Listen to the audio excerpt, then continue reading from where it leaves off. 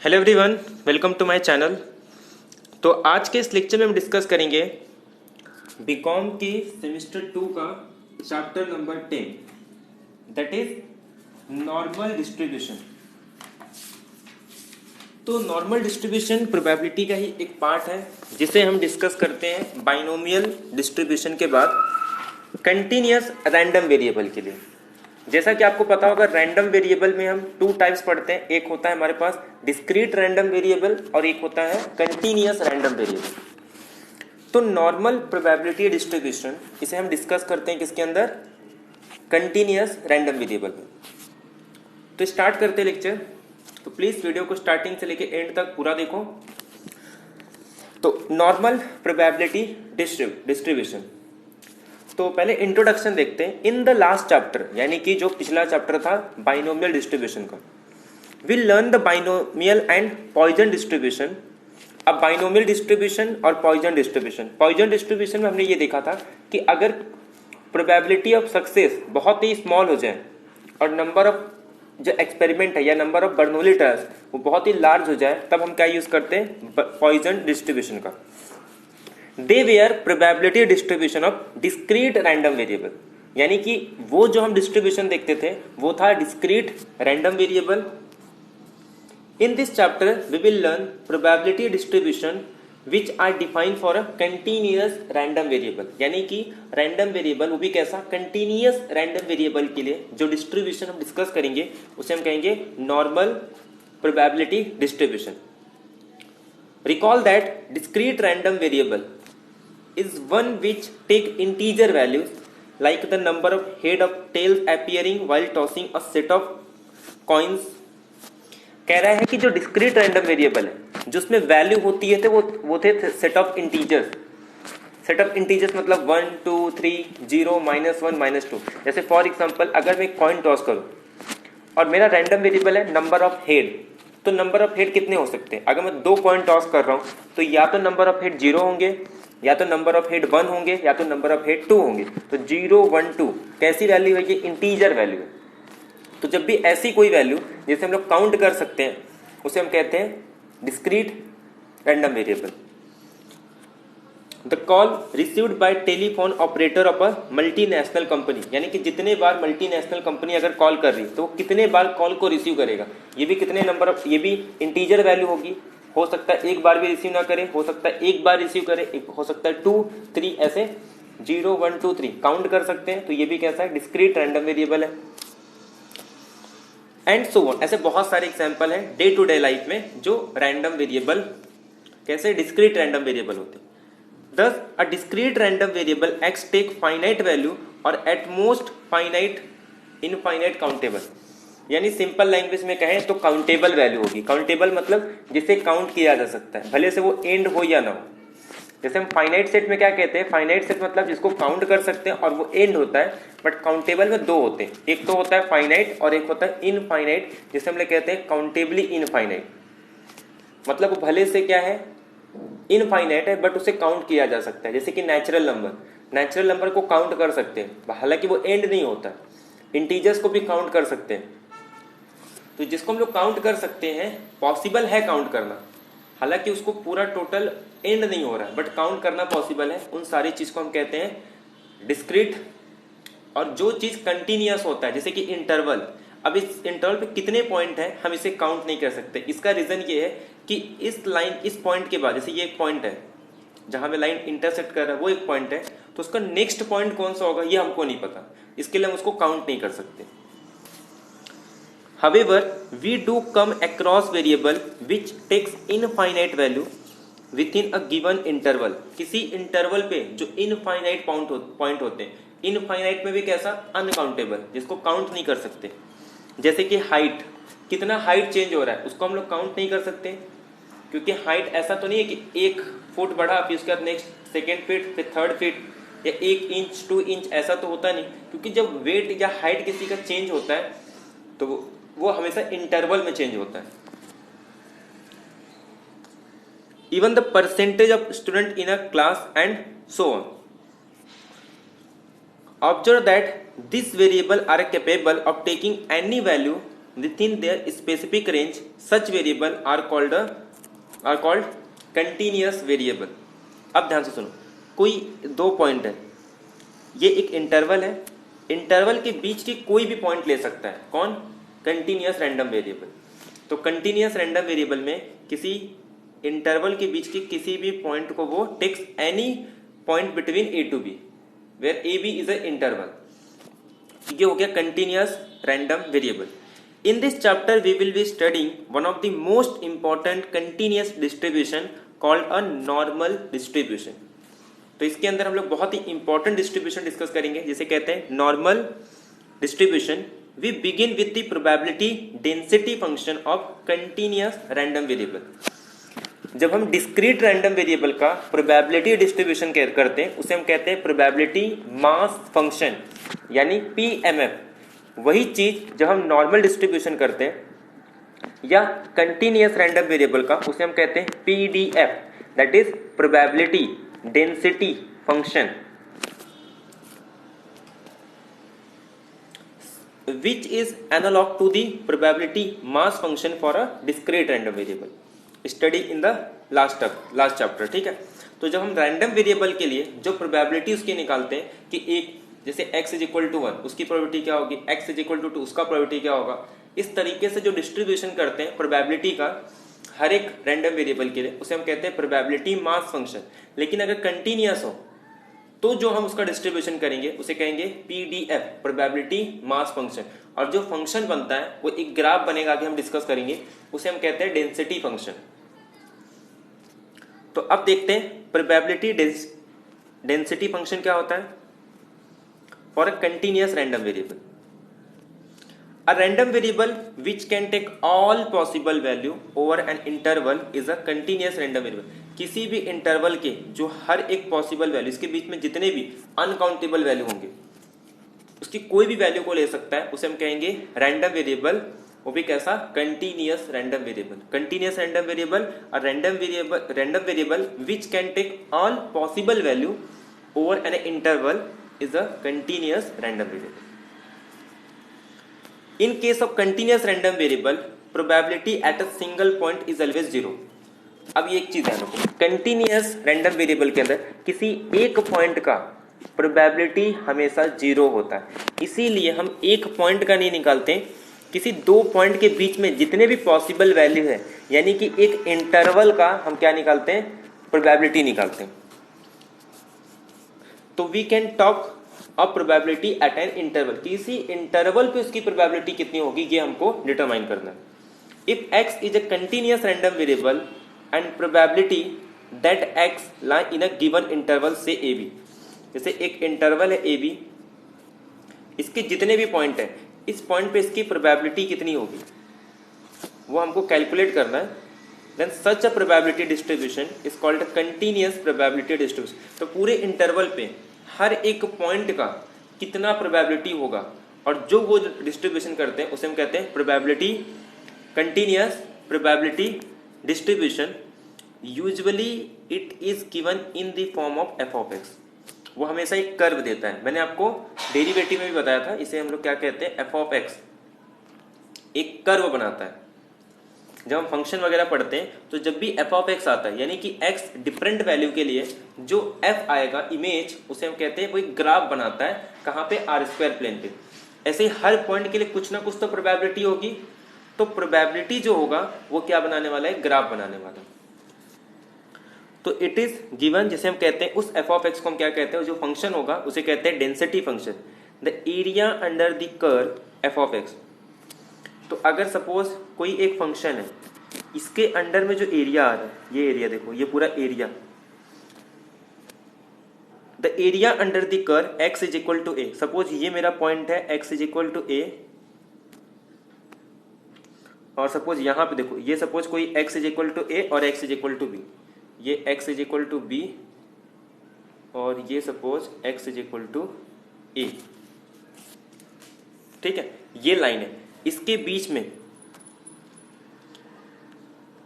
ये जो एरिया आ रहा है,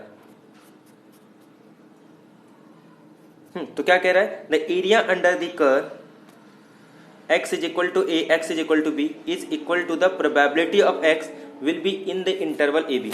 तो इस इंटरवल में, ये जो पूरा इंटरवल दिख रहा है, इस पूरे x is equal to a से लेके b तक, इस इंटरवल में जो प्रोबेबिलिटी होगी इज नथिंग बट ये फंक्शन के अंडर में जो एरिया आएगा, एरिया को ही हम लोग क्या बोलेंगे कि वो प्रोबेबिलिटी है x का within the interval A B.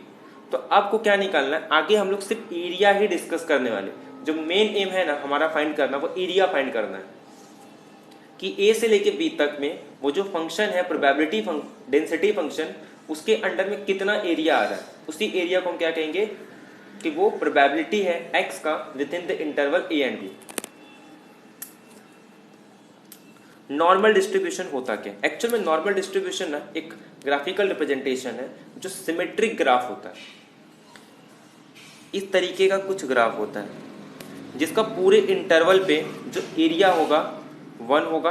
तो इसकी बहुत सारी प्रॉपर्टी है, वो एक एक करके हम डिस्कस करेंगे, बट इस टाइप का ग्राफ होता है, ये आपको ध्यान रखना है। आगे चल के आपको पूरे इसी तरीके से ग्राफ दिखेंगे और उसके एक एक प्रॉपर्टी को हम डिस्कस करेंगे। एक ऐसा डिस्ट्रीब्यूशन कंटिन्यूअस रैंडम वेरिएबल को जिसको एक स्मूथ कर्व से हम रिप्रेजेंट करते हैं, जो मैंने ड्रॉ किया था ना, ये ऐसा सिमेट्रिक ग्राफ, ये जो कि सिमेट्रिक होता है नेचर में। The distribution representing such curve are called a symmetric distribution. तो जो नॉर्मल डिस्ट्रीब्यूशन का जो ग्राफ होता है या नॉर्मल कर्व भी इसको बोलते हैं, वो क्या रिप्रेजेंट करता है कि वो एक सिमेट्रिक डिस्ट्रीब्यूशन है। Most of the symmetric distribution in a statistic belong to the family of normal distribution. तो स्टैटिस्टिक्स के अंदर बहुत सारी जो सिमेट्रिक ग्राफ है वो किसको बिलोंग करती है? नॉर्मल डिस्ट्रीब्यूशन को। मेनी फिजिकल वेरिएबल भी क्या फॉलो करते हैं? डिस्ट्रीब्यूशन को, which is similar to normal distribution. Normal distribution को फर्स्ट टाइम डिस्कवर किया था किसने? डी मोइवर्स ने 1733 में as a limiting case of binomial distribution. तो जो बाइनोमियल डिस्ट्रीब्यूशन का जो लिमिटिंग केस था, वहां पे फर्स्ट टाइम किसने यूज किया था? डी मोइवर्स ने यूज किया था 1733 में। यानी कि जितने जितने पॉइंट हम इंक्रीज करते जाएंगे, सपोज मैं एक पार्ट में डिवाइड कर रहा हूँ, फिर 2 पार्ट में, 3 पॉइंट में, 4 पॉइंट में, ऐसे अगर इनफाइनाइट पार्ट में डिवाइड करूँ तो जो उसका लिमिटिंग पॉइंट आएगा, उसके कॉन्सेप्ट में क्या यूज किया गया था? फर्स्ट टाइम इस डिस्ट्रीब्यूशन को यूज किया गया था। किसने यूज किया था? तो डी मोइवर्स ने यूज किया था। इसको अप्लाई किसने किया था? नेचुरल और सोशल साइंस में फ्रेंच के मैथमेटिशियन लैपलास ने। तो ये जो लैपलास है ना, ये बहुत ही इंपॉर्टेंट साइंटिस्ट है फ्रेंच का। लैपलास, जिसे हम न्यूटन भी कहते हैं, जैसे न्यूटन आपको सबको पता होगा, साइंस में बहुत ही इंपॉर्टेंट साइंटिस्ट है। अगर आपने 10th तक भी सर इसाक न्यूटन को सब जानते हो, एप्पल वाला, जिसने न्यूटन लॉ, जो हमारा ग्रेविटेशनल फोर्स है, उसको इंट्रोड्यूस किया था। तो ऐसे ही फ्रेंच के जो न्यूटन है वो किसको कहा जाता है? लैपलास को कहा जाता है। इंजीनियरिंग में जो भी चीजें हम यूज करते हैं, वो इंजीनियरिंग में बहुत सारे स्कोप है, बहुत ही इतने मैथमेटिक्स का अगर सबसे ज्यादा एप्लीकेशन, सबसे सेकेंड नंबर पर अगर किसी को रखा जाए तो वो क्या होता है? Laplace equation. लैपलास इक्वेशन का सबसे ज्यादा यूज करते हैं, सेकेंड। वो क्या है? पूरे एप्लीकेशन में बहुत इंपॉर्टेंट है, इसीलिए उनको क्या कहा जाता है? लैपलास को न्यूटन कहा जाता है। कहाँ का? फ्रांस का। नॉर्मल डिस्ट्रीब्यूशन को और क्या हम लोग कहते हैं? Gaussian distribution, Gaussian law of error भी कहा जाता है। देखो ये सिर्फ डेफिनेशन है, मेन जो है आगे चल के अपना एरिया फाइंड करना, वही सब एग्जाम में आने वाला है। ये सब खाली एक्सप्लेनेशन है। जब आगे चल के जो एरिया फाइंड करेंगे, एक टेबल दिया होगा, उसको यूज करके एरिया फाइंड करेंगे, अब वही सब एग्जाम में आएगा। Definition: a random variable is said to have a normal distribution. अगर आपके पास एक नॉर्मल रैंडम वेरिएबल है, एक रैंडम वेरिएबल को हम नॉर्मल डिस्ट्रीब्यूशन कब कहेंगे? विथ पैरामीटर म्यू, जिसे हम मीन कहते हैं या एक्सपेक्टेड वैल्यू कहते हैं, सिग्मा स्क्वायर सिग्मा का मतलब होता है स्टैंडर्ड डेविएशन का स्क्वायर, जिसे हम लोग वेरिएंस कहते हैं, और उसकी probability density function is given by. तो इस तरीके से हम लोग लिखते हैं किसको? प्रोबेबिलिटी डिस्ट्रीब्यूशन या प्रोबेबिलिटी डेंसिटी फंक्शन को ये आपको याद है तो ठीक है, नहीं याद होगा तभी चलेगा, इसका यूज है, बाकी एग्जाम में ये सब यूज नहीं करना, हमको डायरेक्ट एरिया फाइंड करना, ये याद रखना।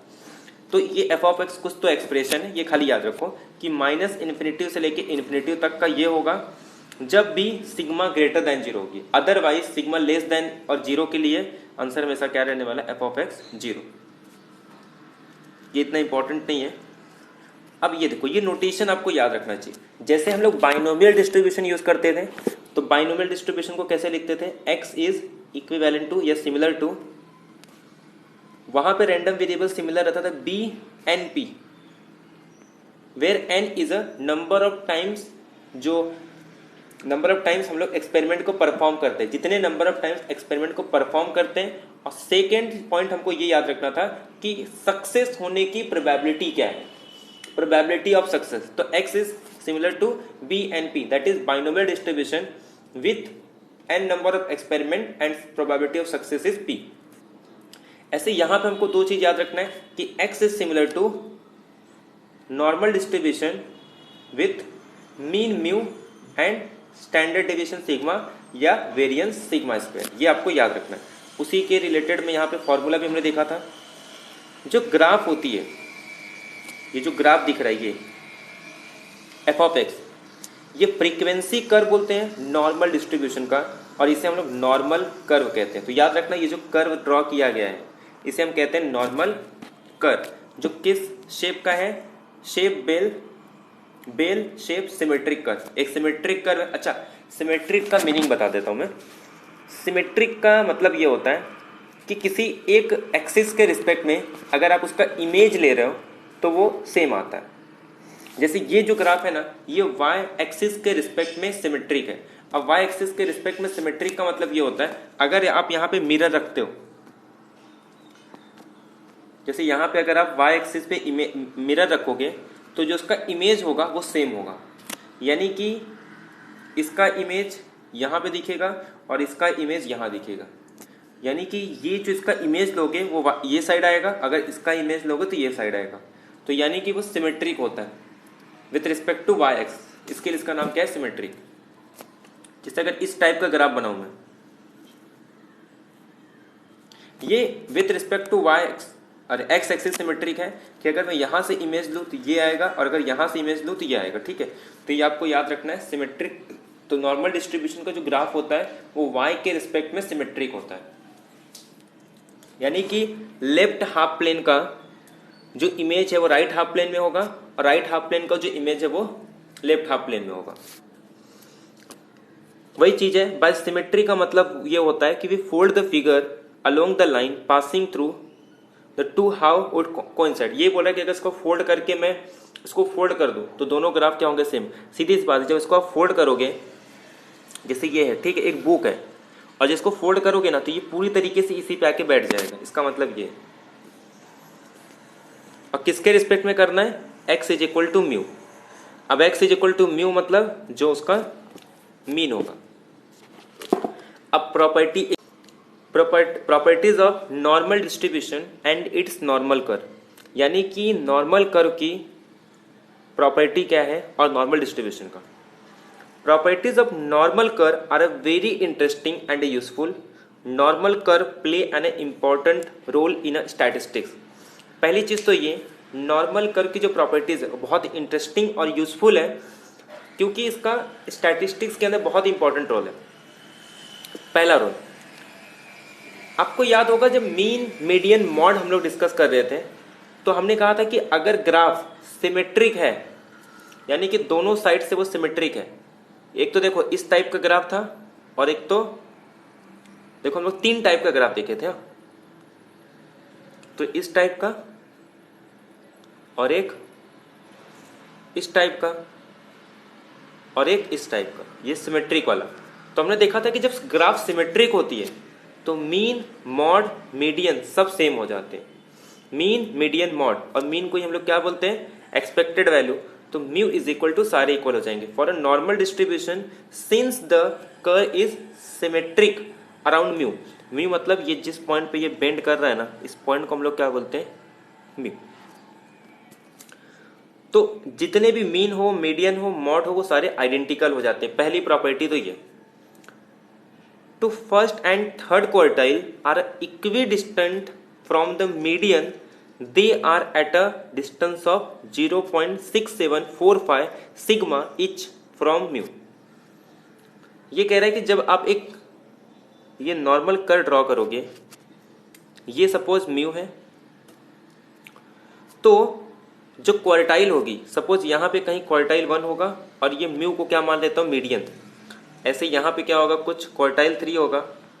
ये जो होगी ना, ये डिस्टेंस और ये डिस्टेंस सेम होगा, और ये जो डिस्टेंस होगा वो कितना होगा, सिग्मा इंटू ये जो फैक्टर दे रहा है, इतना डिस्टेंस होगा। Where sigma is a standard deviation, यानी स्टैंडर्ड डेविएशन को इससे मल्टीप्लाई कर दो 0.675, जो कि 2/3। देखो 2/3 एग्जैक्ट वैल्यू तो नहीं होगा, क्योंकि 2/3 क्या होता है 0.666, बट ये अप्रोक्सीमेट हम क्या ले सकते हैं इसको, ये अप्रोक्सीमेट वैल्यू है 2/3। तो 2/3 हम लोग इसके प्लेस पे भी लिख सकते हैं फ्रैक्शन में। तो ये फ्रैक्शन में 0.675, अगर p/q के फॉर्म में लिखना है तो हम लोग क्या लिखेंगे उसको, 2/3। तो इतने डिस्टेंस पे क्या होगा हमारे पास, ये q1 होगा, इससे पीछे कर दूं तो q1 आ जाएगा, उतना ही उसी में ऐड कर दूं तो क्या हो जाएगा हमारे पास, Q3 आ जाएगा। किसमें ऐड करना है, मीडियन में ऐड करना है। और ग्राफ सिमेट्रिक है तो मीन, मीडियन, मॉड सब सेम होते हैं। ये सेकेंड प्रॉपर्टी है। फर्स्ट प्रॉपर्टी हमने क्या डिस्कस किया कि मीन, मीडियन, मॉड सब सेम होता है। क्वार्टाइल का डेविएशन, क्वार्टाइल का और Q1 का जो डिस्टेंस है वो म्यू से सेम होता है। और कितना होता है, तो म्यू में ऐड कर दो सिग्मा को, किससे ऐड करना, मल्टीप्लाई करना है 0.6745 या फिर 2/3 से। तो जो भी आंसर आएगा उसको ऐड कर दो म्यू में, तो Q3 सब्ट्रैक्ट कर देंगे तो Q1। Next property, quartile deviation Q3 minus Q1। तो जो क्वार्टाइल डेविएशन होता है वो कुछ और नहीं बल्कि उस सिग्मा को मल्टीप्लाई कर दो। एक्चुअली वही फैक्टर तो हम लोग मल्टीप्लाई कर रहे हैं ना, कि जितने डिस्टेंस पे है कितना चेंज हो रहा है। तो क्वार्टाइल डेविएशन क्या होगा, 0.6745 या फिर 2/3 सिग्मा अप्रोक्सीमेटली। मीन डेविएशन ये आपको याद रखना है। अगर हम लोग को देखो सॉल्व करने के लिए हम लोग इसका यूज नहीं करेंगे, सॉल्व करने के लिए हम लोग इसका यूज करेंगे, और यहाँ पे भी सॉल्व करने के लिए इसका यूज नहीं करेंगे, हम लोग 4/5 का यूज करेंगे, क्योंकि 4/5 क्या होता है 8, जो कि इसके अप्रोक्सीमेट है। कर्व अगर सिमेट्रिक है तो हमने ये भी डिस्कस किया था कि जो स्क्यूनेस होता है β1 0 होगा और कुर्टोसिस B2 कितना हो जाएगा 3। फोर्थ सेंट्रल वैल्यू μ1 0, μ2 स्क्वायर और μ2 sigma square, μ3 0, μ4 3 into sigma raise to 4, ऐसे और निकालेंगे तो μ5 0 होगा, μ6 5 सिग्मा रेज़ टू 5, इस तरीके से हम लोग निकाल सकते हैं। तो ये स्टार्टिंग के कुछ से 4 सेंट्रल मोमेंट है।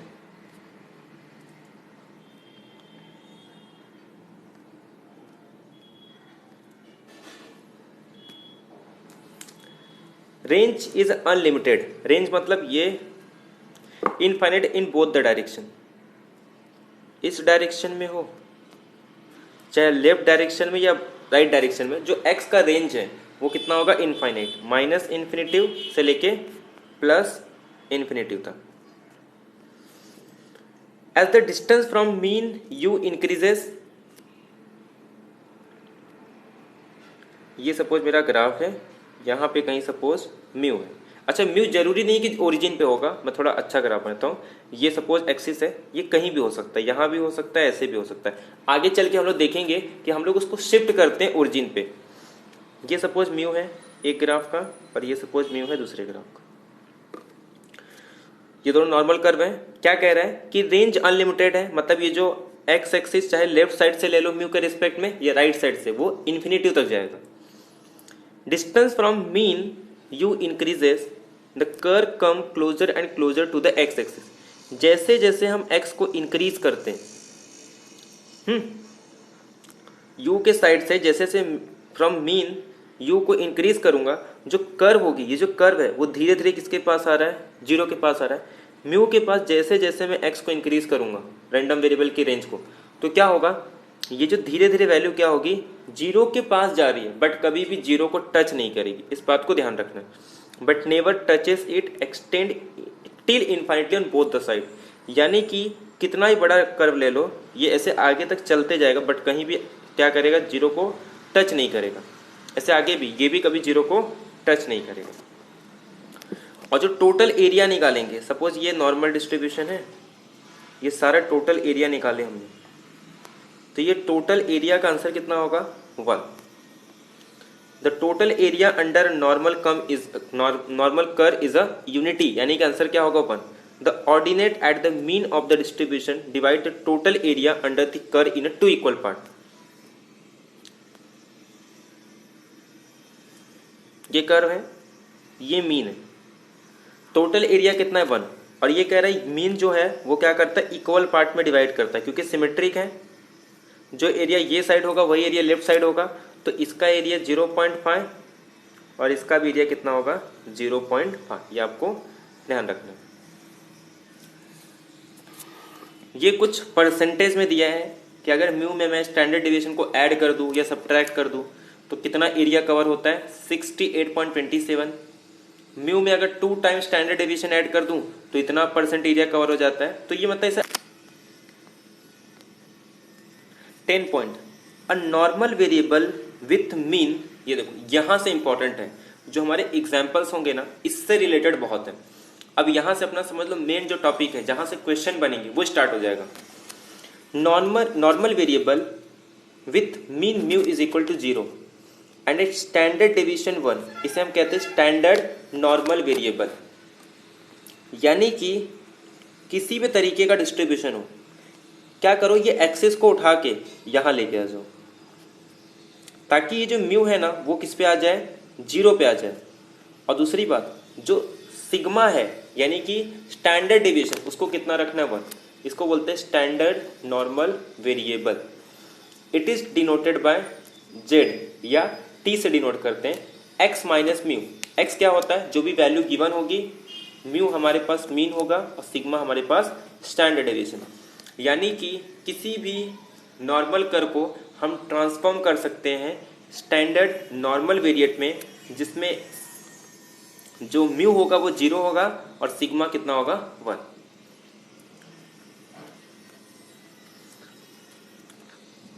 अभी कुछ पॉइंट है फटाफट है। The point of inflection, mu से अगर सिग्मा डिस्टेंस आगे ले लूँ, सिग्मा डिस्टेंस पीछे ले लूँ, तो उस पॉइंट को हम लोग कहते हैं, जैसे ये पॉइंट है सपोज, ठीक है, यहाँ पे कहीं म्यू है और ये डिस्टेंस सपोज सिग्मा प्लस है, ये डिस्टेंस सिग्मा माइनस, तो ये जो है mu plus sigma, mu minus sigma, तो इस पॉइंट को क्या बोलेंगे, इन्फ्लेक्शन पॉइंट, ठीक है। For solving example normal distribution के लिए we need the corresponding probability between the given value of X. तो जो प्रोबेबिलिटी होती है किसी भी नॉर्मल वेरिएट का, वो लाई करता है 2 वैल्यू। सुनो, अगर मुझे क्या कैलकुलेट करना है, नॉर्मल डिस्ट्रीब्यूशन कैलकुलेट करना है किसी भी 2 वैल्यू के बीच में ए और बी, तो मुझे क्या कैलकुलेट करना है, इसके अंडर में जो एरिया आ रहा है, सिर्फ एरिया ही कैलकुलेट करना है। वही बोल रहा है, the normal distribution we need the corresponding probability between given 2 value of X. तो जो प्रोबेबिलिटी होता है नॉर्मल वेरिएट एक्स का 2 पॉइंट के बीच में, वो कुछ और नहीं बल्कि area under the normal curve between x is equal to A and X is equal to B. मैंने आपको स्टार्टिंग में कहा था कि अगर कोई भी 2 पॉइंट है, ये सपोज ऑर्डिनेट, इसको ऑर्डिनेट बोलते हैं, X is equal to A, X is equal to B, और ये आपके पास एक नॉर्मल कर्व है, सपोज ये म्यू है, तो इस ए और बी के बीच में ये कर्व के अंडर में जो एरिया आ रहा है, इसी को हम लोग क्या बोलेंगे, इस पूरे इंटरवल के एक्स के लिए जो प्रोबेबिलिटी होगी। Area under the normal curve for a normal distribution, the probability that variable takes value x is equal to a से लेके x is equal to b, वो किसके इक्वल होता है, area under the curve enclose between x is equal to A and b. जो मैंने अभी बताया था वही चीज है। The problem of finding a probability reduce to a problem of finding the area between the 2 given ordinate, but for the different value of mu and sigma we get a different normal curve. Hence it is difficult to calculate the value of area of all such values of normal variate with different mu and sigma. This problem can be solved if we reduce all normal distribution to a single normal distribution called a standard normal distribution, bye defining a standard normal variate SNV। SNV का मतलब standard normal distribution. वही चीज है, अगर mu different है, उसका sigma different है, तो हम क्या करेंगे, पूरे ओरिजिन को शिफ्ट कर देंगे म्यू पे, और सिग्मा को डिस्टेंस कितना रखेंगे, जो हमारे पास स्टैंडर्ड डेविएशन उसको 1 रखना है, और उसके बाद हम लोग उसको सॉल्व करेंगे। सिंपल सी बात है, ट्रांसफॉर्म करना है SNV में, स्टैंडर्ड नॉर्मल डिस्ट्रीब्यूशन में। अब इससे होता क्या, देखो मैंने जो एक फॉर्मूला लिख के दिया था आपको, Z is equal to T, अरे f ऑफ x की वैल्यू दी थी ना पूरा e⁻² के फॉर्म में, उसको सॉल्व करने पे जब हम पुट कर देंगे 0 और 1 तो ये आ जाता है। ये आप वहां पे देख सकते हो, जो फॉर्मूला हमने स्टार्टिंग में लिख के दिया था, ठीक है। अब ये देखो, ये थोड़ा एग्जाम्पल है, ये थोड़ा ध्यान से देखो। The area under the curve between Z is equal to A, मतलब ये वाला एरिया, ये जो शेडेड किया ना, ये पूरा एरिया 0 से लेके A तक का जो एरिया है, are given in the table.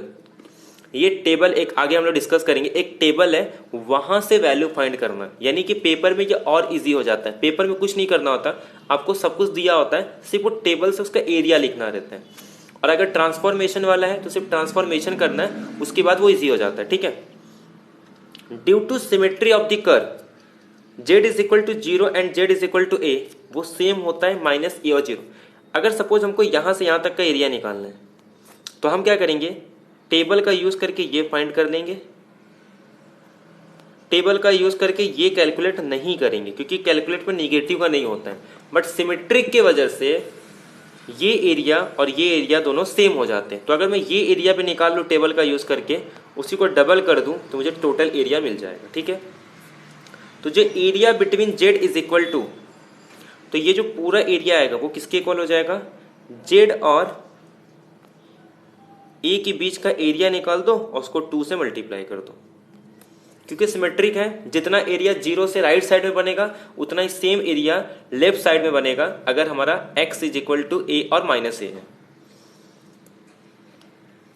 The table given at the end of the book में अगर हम लोग आगे डिस्कस करेंगे, एरिया फ्रॉम 0 टू 3.09, अगर ये कैलकुलेट करना है, टोटल एरिया 1 होता है, कर्व सिमेट्रिक है, तो हम क्या कैलकुलेट करेंगे, एरिया ऑफ लेफ्ट। अच्छा, ये चीज़ जो मैंने आपको पहले बताया था कि अगर टोटल एरिया 1 है तो 0 के लेफ्ट में कितना होगा, 0 के राइट में कितना होगा, ये दोनों इक्वल होंगे, और दोनों किसके इक्वल होंगे, 0.5, क्योंकि टोटल एरिया 1 हाफ हाफ में डिवाइड कर दूंगा तो कितना हो जाएगा, 0.5 यानी हाफ हाफ।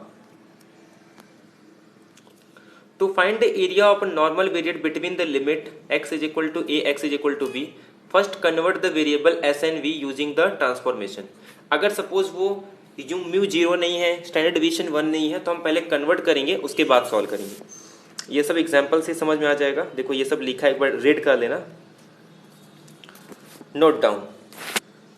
अब ये सब आपको अच्छे से नोट डाउन करना है, ठीक है।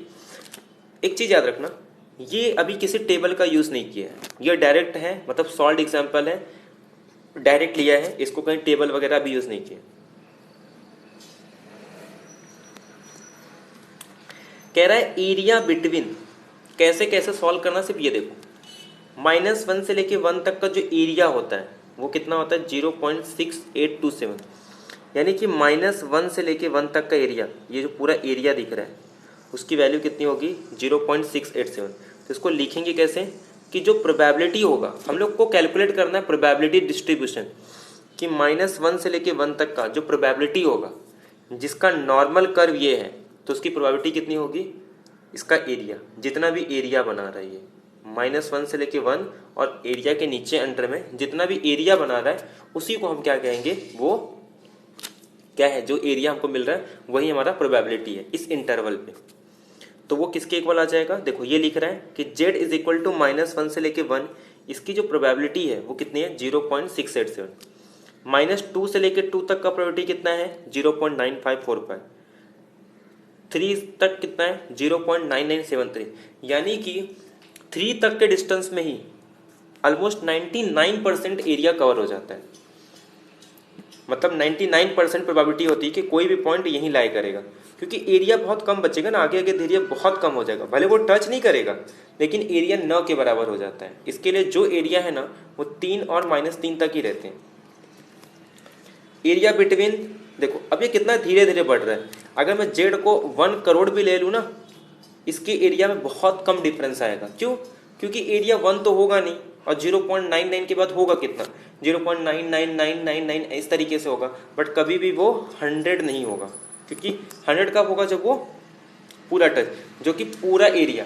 अब ये कभी खत्म नहीं हो रहा है, इनफाइनाइट, ये भी कभी खत्म नहीं हो रहा है, तो हम लोग कैलकुलेट ही नहीं कर सकते किसी फाइनाइट ए बी के लिए।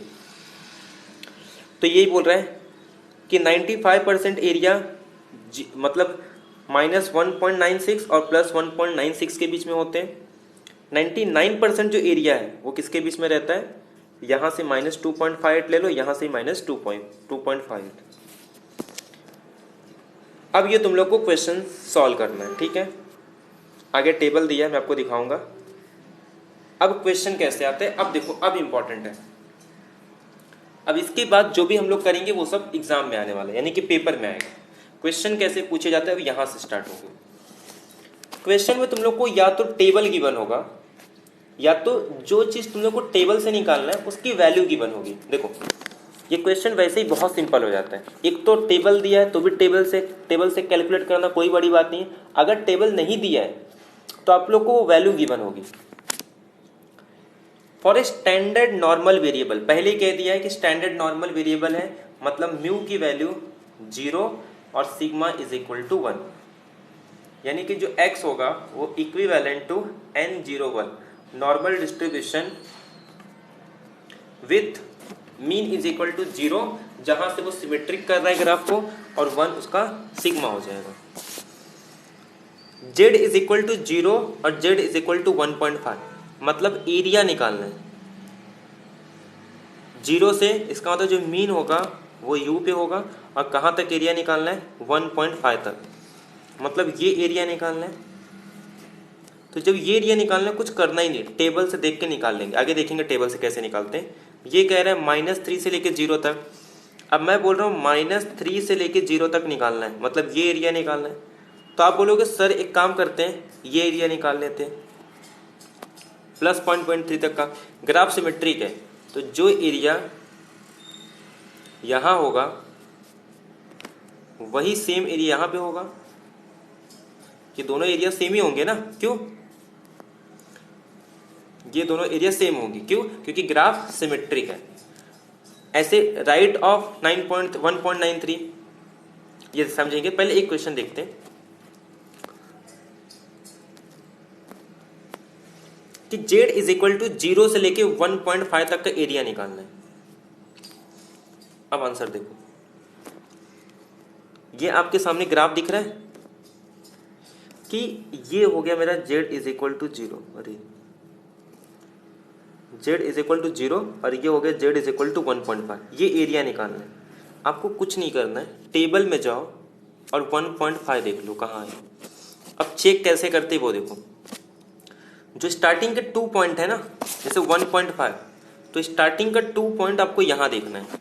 जैसे 1.50 दिया है तो स्टार्टिंग का 2 पॉइंट यहाँ देखना है, और बाकी आपको ऊपर देखना है। ये हॉरिजॉन्टल लाइन में 2 पॉइंट के बाद का रहता है, और स्टार्टिंग के 2 पॉइंट यहाँ रहते हैं। जब भी आपको बोले 1.5 का मतलब होता है 1.500, तो देखो ये 1.5 है और उसके बाद 00, मतलब ये इसका इंटरसेक्टिंग पॉइंट। तो एरिया आपका निकल गया, कितना निकल गया एरिया आपका, ये थोड़ा ध्यान से देखो,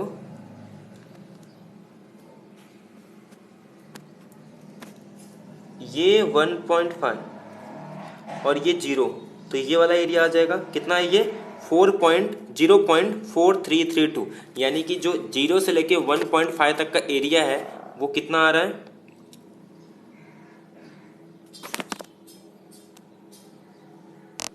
यानी कि 0 से लेके 1.5 तक का एरिया कितना आ रहा है, तो आप बोलोगे 4.332, ठीक है। तो ये आपका आंसर आ गया 0.432। यही सब एग्जाम में करना है, एग्जाम में इतना ही करना है। सेकेंड क्वेश्चन, एरिया बिटवीन -3 और 0, मतलब ये एरिया निकालना है, -3 से 0। अब -3 से 0 नहीं निकालोगे, अब 0 से 1.3 का निकालोगे। एरिया बिटवीन किसके वजह से, सिमेट्रिक के वजह से 0 से लेके 1.3 तक का निकालेंगे। फिर टेबल में जाओगे, ये देखोगे 1.3, ये आपका 1.3 है, और 0 तो कितना एरिया आ जाएगा, 0.4032। तो कितना एरिया हो गया, 0.4032। क्लियर हो गया। और एक एग्जांपल देखते हैं, कह रहा है टू द राइट ऑफ 1.93। अच्छा एक बात बताओ, आखिरी का एरिया तो हम लोग पूरा निकाल नहीं सकते, मुझे निकालना है इसके आगे का, ये पूरा एरिया निकालना है। मैं एक काम करता हूँ, मुझे यहाँ से लेके यहाँ तक का एरिया पूरा पता है। अगर मैं पूरा एक्स ड्रॉ करूँ तो ये पूरा एरिया मुझे पता है, कितना होगा 0.5। तो अगर मैं इसमें से 0.5 में से ये वाले एरिया को माइनस कर दूं, जिसको मैं टेबल से निकाल सकता हूँ, 0 से लेके 1.93 तक का, मतलब 0.5 में से अगर मैं 0 से लेके 1.93 का, जो कि मैं टेबल से फाइंड कर सकता हूँ, अगर माइनस कर दूं तो ये पूरा एरिया आ जाएगा। टोटल में से ये एरिया माइनस कर दो वाइट वाला, तो ब्लैक वाला एरिया आ जाएगा। तो therefore area to the right of z is equal to 0, 0 के राइट में सब 0.5,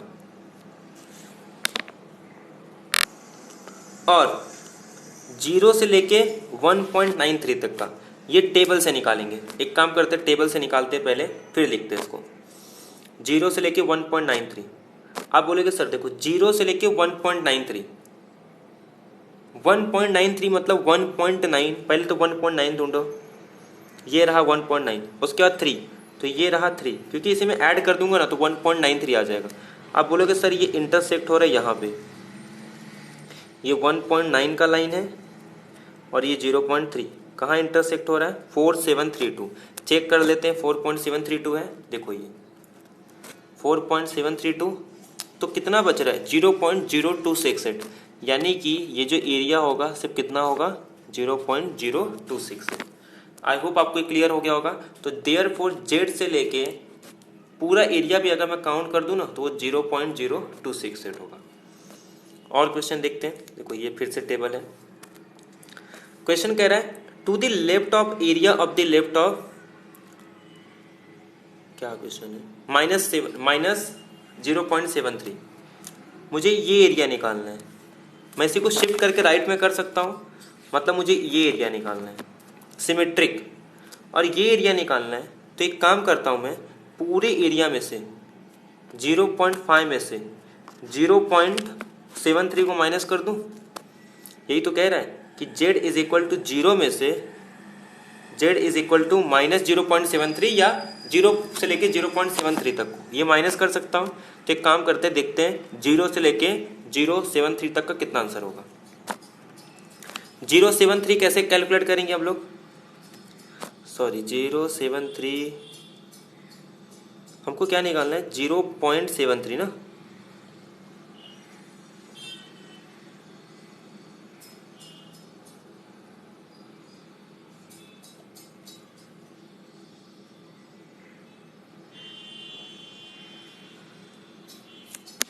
चलो कैलकुलेट करते हैं।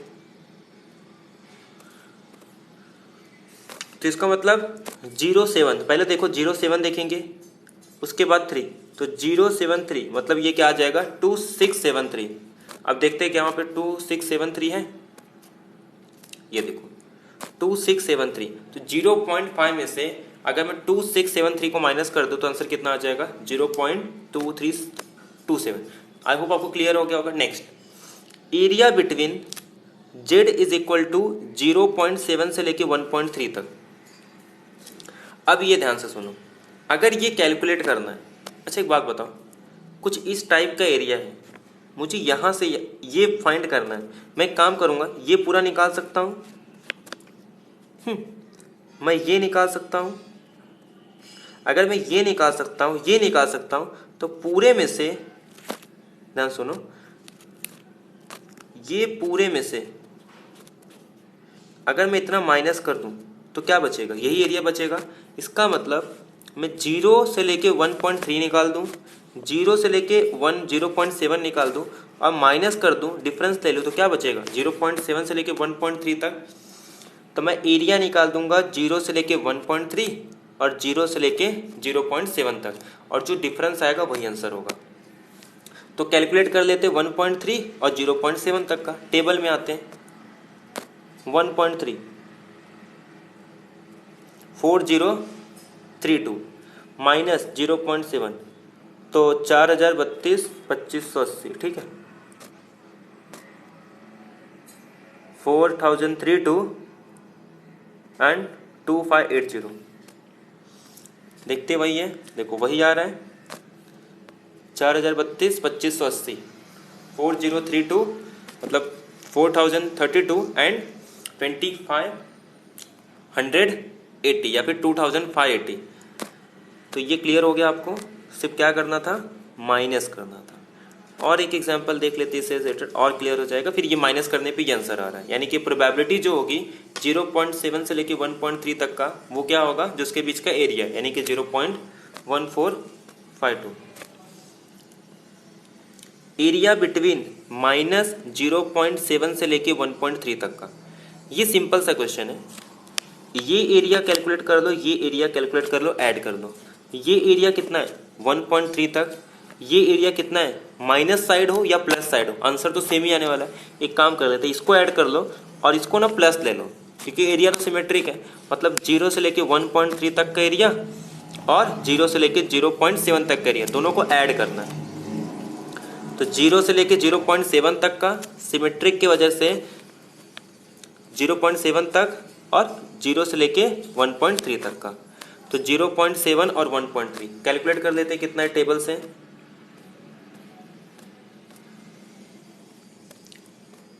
हाँ 0.7 1.3 0.7, अच्छा वही सेम एरिया है, सिर्फ ऐड करना है यहाँ पे। तो 2580 और 4032 को ऐड कर देंगे तो आंसर कितना आ जाएगा 0.6612। आई होप आपको क्लियर हो गया होगा। नेक्स्ट क्वेश्चन देखते हैं।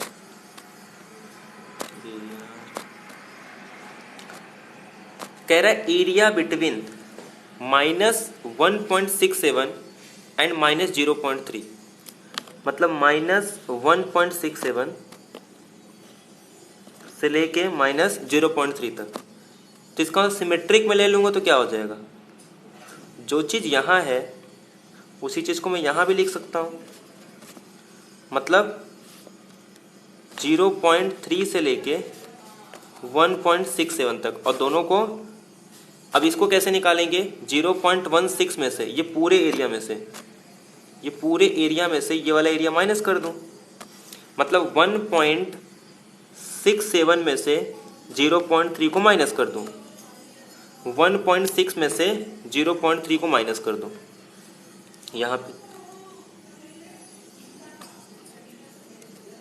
1.67 मतलब ये 1.6 और यहाँ पे देखो कहीं 3 4 5 6 7 आएगा, ये 4.4 5 6 7 मतलब ये 4525 और यहाँ पे 4525 और 0.7 कहाँ, 0.3 था ना, क्या था 0.3, तो 0.3 देखेंगे तो 1179, तो दोनों को माइनस करने पे कितना आ रहा है 0.336। आई होप आपको क्लियर हो गया होगा। Next question, area to the left of z is equal to 2, ये पूरा कैलकुलेट करना है। अब ये तो मुझे पता है 0.5 है और 0 से लेकर 2 तक का काउंट करना है।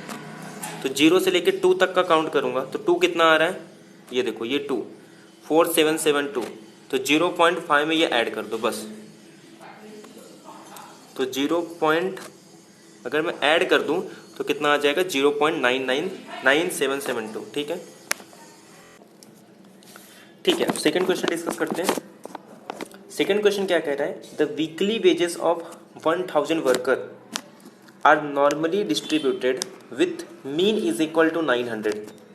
अब ध्यान दो, मैंने पहले ही कहा था कि हम लोग किसी भी नॉर्मल कर्व को इस तरीके से करेंगे ताकि वो स्टैंडर्ड नॉर्मल वेरिएट होना चाहिए। स्टैंडर्ड नॉर्मल वेरिएट के लिए मीन कितना होना चाहिए 0 और सिग्मा कितना होना चाहिए 1। इसमें ये कह रहे हैं स्टैंडर्ड डेविएशन कितना होगा 50। हमने एक फॉर्मूला देखा था z is equal to X minus mu upon sigma, वहाँ पुट करके उसको ट्रांसफर करेंगे ताकि वो 0 पे कन्वर्ट हो जाए। एस्टिमेट करना है कि कितने नंबर ऑफ वर्कर जिनका weekly wages will be between 900 to 1000, 800 to 1000, more than 1050, less than 850 and more than 850। तो सबसे पहले हम लोग ट्रांसफॉर्म करेंगे, ठीक है। ये देखो, in order to find the answer first we have to convert the variable into standard normal variate using the transform. Transform क्या था, z is equal to X, mu mean जो कि 900 गिवन है, ये कितना गिवन है 50, म्यू 900 और sigma is equal to 50।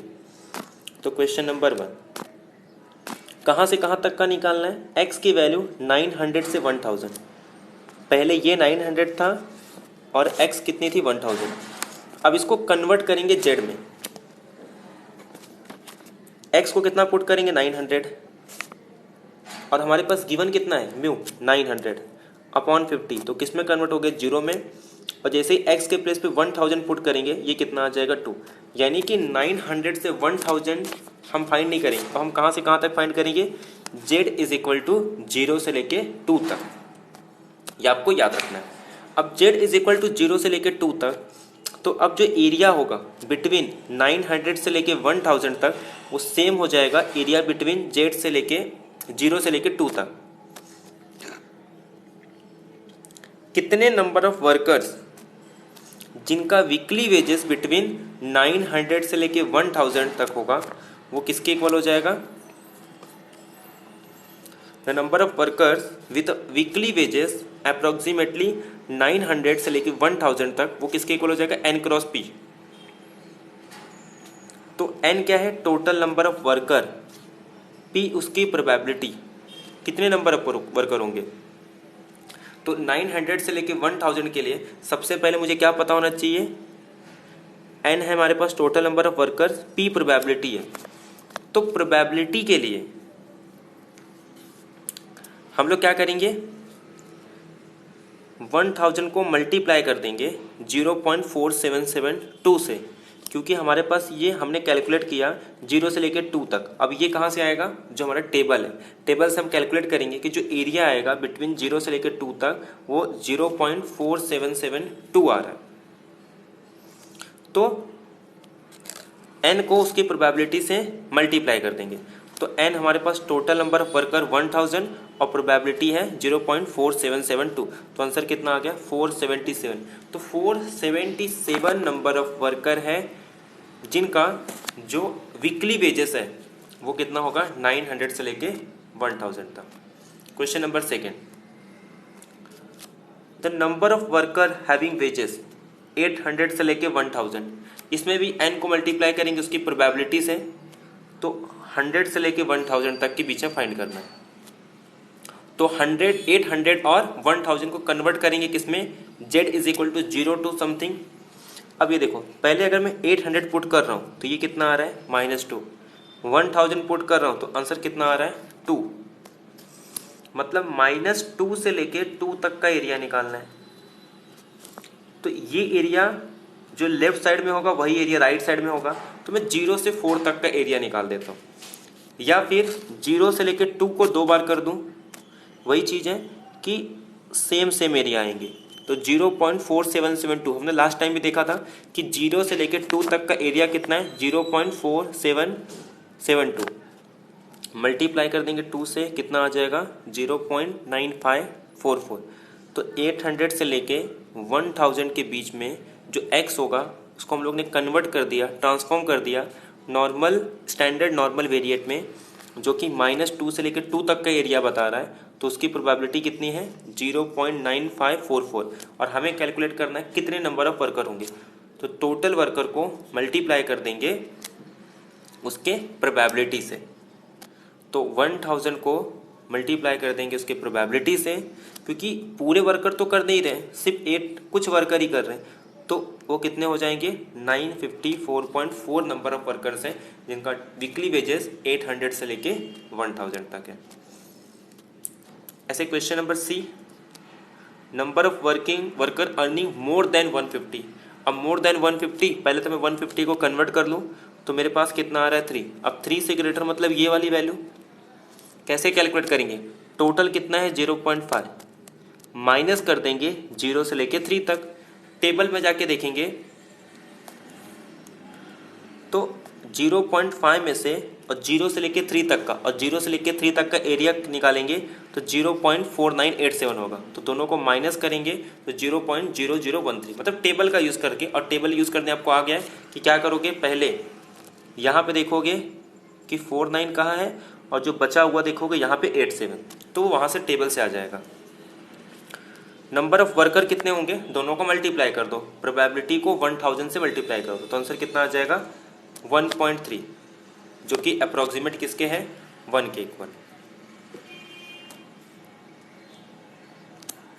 कि लगभग एक पीपल ऐसे होंगे जो जिनका डेली वेजेस मोर देन कितना था, मोर देन 1050 होगा।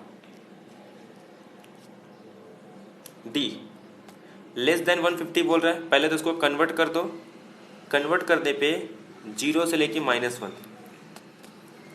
150 के लेफ्ट में बोला है number of worker earning less than 150, तो 150 से लेस देन मतलब ये सब आ जाएंगे और 150 की वैल्यू क्या आ रही है -1। तो इसका मतलब मैं इस चीज़ को यहाँ भी ऐसे भी शिफ्ट कर सकता हूँ, जो चीज़ यहाँ ग्राफ है इस चीज़ को मैं ऐसे भी लिख सकता हूँ। तो इसका मतलब -1, ये पूरे में से -1 तक को, -1 का क्या हो जाएगा +1, तो टोटल में से 0 से 1 तक का माइनस कर दूंगा। तो टोटल कितना होता है राइट हाफ प्लेन में 0.5, और 0 से लेके -1 निकालो या 0 से लेके 1, और 0 से 1 कितना आएगा 0.3413, तो माइनस करेंगे तो कितना आ गया 0.1587, और इसको 100 से मल्टीप्लाई कर देंगे तो 158.7 यानी 159 नंबर ऑफ वर्कर्स हैं जिनका वीकली अर्निंग 850 से कम है। ठीक है, नेक्स्ट क्वेश्चन, ये वाला एग्जांपल देखते हैं। Number of worker earning greater than 850, वही चीज़ है 850 से ग्रेटर देन बोला है, तो कैलकुलेट करने पे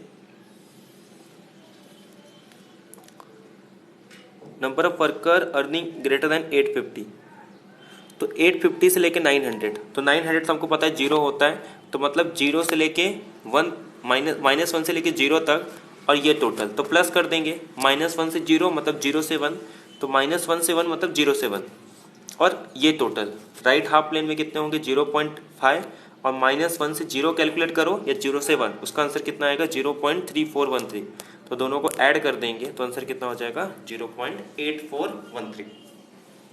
क्वेश्चन नंबर 1 अगर आपने सही से देखा है तो ये आपको समझ में आ रहा होगा कि ये सब कैसे आ रहा है। नेक्स्ट देखते हैं, number of worker earning more then 850, तो फिर उसके बाद 1000 से इसको मल्टीप्लाई कर देंगे। अब ये देखो, ये सब क्वेश्चन आप लोग ट्राई कर लेना, सेम ऐसे ही है, जो दोनों अलग अलग टाइप के थे हमने सारे डिस्कस कर लिए। तो क्वेश्चन नंबर 2 में भी सेम वैसे ही होगा, बाद में आंसर आने के बाद 2000 से इसको मल्टीप्लाई कर देना बस। ये सब आप देख लो, स्क्रीनशॉट ले लो इसका।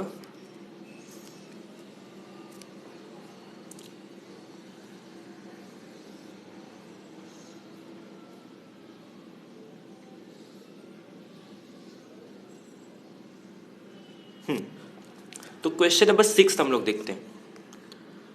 हमने मीन मीडियन मॉड का फॉर्मूला देखा था कि सिमेट्रिक डिफरेंस में मीन हो, मीडियन हो, मॉड हो, सब सेम होते हैं। और भी कुछ फॉर्मूले देखे थे, 2/3 वाला, 4/5 वाला, वो सारी चीज़ें हम डिस्कस करेंगे। पहले क्वेश्चन पढ़ते हैं। नॉर्मल डिस्ट्रीब्यूशन, मीन 50 दिया है, स्टैंडर्ड डेविएशन 15 है, म्यू की वैल्यू 50, स्टैंडर्ड डेविएशन 50 और 15, मीडियन फाइंड करना है, मॉड फाइंड करना है, लिमिट्स फाइंड करना है, मिडल 50% का, मीन डेविएशन कैलकुलेट करना है, और कोएफिशिएंट ऑफ वेरिएशन कैलकुलेट करना है। सारे फॉर्मूला हमारे पास गिवन है, सिर्फ उसका यूज करना है। नॉर्मल डिस्ट्रीब्यूशन में सिमेट्रिक के वजह से मीन मीडियन मॉड सेम होते हैं। अगर मीन 15 है तो मीडियन भी 15, मॉड भी 15, सिंपल कैलकुलेशन। मीन भी 15, मॉड भी 15, अरे मीडियन भी 15, मॉड भी 50 हो गया। सेकेंड पूछ रहा है the limits of middle 50% of the observation. तो वो क्या होता है? द लिमिट्स ऑफ मिडल 50%, उसे हम कहते हैं Q1 और Q3। तो Q1 का फॉर्मूला क्या था, याद करो, म्यू माइनस, वहाँ पे गिवन था 0.6745, बट हम उसको कन्वर्ट कर सकते हैं किसमें, 2/3 में, क्योंकि 2/3 की वैल्यू कुछ और नहीं बल्कि 0.666, तो दोनों आसपास में दिख रहे हैं, इसके लिए हम लोग क्या ले लेंगे, 2/3, ताकि इजी हो जाए कैलकुलेशन में। म्यू 50 दिया है, सिग्मा 15 दिया है, 2/3 से कैंसिल करेंगे तो ये 5 2 10, 50 - 10 40, यानी Q1 की वैल्यू आ गई 40। ऐसे Q3 के लिए क्या करते हैं, वो फैक्टर ऐड करते हैं, मतलब ये जो होगा ना, जैसे ये अपना सपोज म्यू है, तो म्यू से कितने डिस्टेंस पे होता है Q3, सिग्मा को मल्टीप्लाई कर दो फैक्टर 2/3 से, Q1 कितना होगा, सिग्मा को मल्टीप्लाई कर दो फैक्टर 2/3 से, और इसमें से माइनस कर दो, तो ये वाला पॉइंट है Q3 और ये वाला पॉइंट है 40, तो ये 40 आ गया। ऐसे यहाँ पे कैलकुलेट करेंगे तो 60, तो देयरफॉर मिडल 50 का जो लिमिट होता है, जैसे ये मीडियन है, इसके मिडल का जो लिमिट होगा ज़्यादा से ज़्यादा Q3 और कम से कम कितना हो सकता है, Q1 तक हो सकता है, उससे कम नहीं हो सकता, उससे ज़्यादा नहीं हो सकता। कोई भी सेंट्रल वैल्यू मैक्सिमम से मैक्सिमम Q3 तक जा सकती है और मिनिमम से मिनिमम Q1 तक जाता है। मीन डेविएशन, मीन डेविएशन का फॉर्मूला क्या था, वो सिग्मा का 80% होता है, तो सिग्मा का 80% मतलब 80% मतलब कैसे करेंगे, 0.7979, तो इसको हम लोग क्या लिख सकते हैं, 4/5 into sigma, 4/5 into sigma, sigma कितना है 15, तो इसको मल्टीप्लाई करेंगे तो ये कितना आ जाएगा 12, यहाँ पे रॉन्ग दिया है, इसको करेक्ट कर दो 12, क्योंकि 15 का 80% कितना होता है 12, तो देयरफॉर आंसर कितना आ जाएगा, मीन डेविएशन आ गया 12, इसको करेक्शन कर दो। कोएफिशिएंट ऑफ कोरिलेशन का फॉर्मूला था sigma upon x into 100।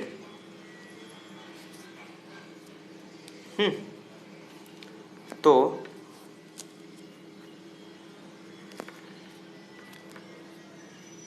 x हमारे पास मीन, तो सिग्मा हमारे पास कितना हो जाएगा 50, x को मीन ले लेंगे तो 15, 100 से मल्टीप्लाई कर दो, ये हो जाएगा 2 2 5 15 जा 30, यानी कि आंसर कितना आ गया, सिंपल 30 आंसर आ गया। तो सिंपल कैलकुलेशन करना इसमें, और कुछ नहीं था ज़्यादा, ठीक है। तो ये यहाँ तक आपका सारे एग्जाम्पल्स थे। तो मतलब इस जो मेन चैप्टर, इसमें हम लोग को जो चैप्टर में सबसे इम्पोर्टेंट क्या है, एरिया फाइंड करना। तो एरिया फाइंड करना सबसे इम्पोर्टेंट था, तो आपको क्या करना है, एरिया फाइंड करने आना चाहिए। और एरिया फाइंड कैसे करेंगे, जीरो से लेके जहाँ तक भी एंड पॉइंट होगा वहाँ तक का एरिया निकालना है बाय यूजिंग टेबल, और अगर निगेटिव में है तो आप उसको कन्वर्ट कर दो पॉजिटिव में और वो एरिया निकाल दो। अगर जीरो से ओरिजिन म्यू जो है अगर वो ओरिजिन पे नहीं है तो हम लोग z इज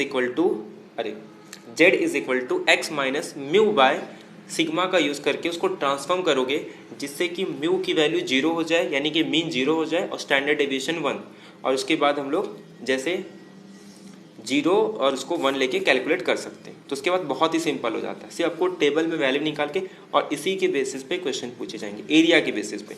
इसके अलावा और जो हमने आखिरी एग्जाम्पल देखा, इसके बेसिस पे एक क्वेश्चन हो सकता है, और एक क्वेश्चन हो सकती है आपको थ्योरी पार्ट, अगर डिस्क्रिप्टिव क्वेश्चन आते हैं तो थ्योरी पार्ट होगा, अदरवाइज एमसीक्यू में आपको सिंपल एरिया के क्वेश्चंस गिवन होंगे, ठीक है।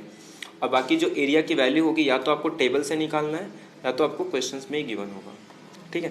तो आई होप आपको क्लियर हो गया होगा सारे टॉपिक। कुछ भी रहता है तो आप डाउट पूछ सकते हो कमेंट बॉक्स में या व्हाट्सएप पे, ठीक है। तो एड करते हैं आज का लेक्चर। Okay, thank you.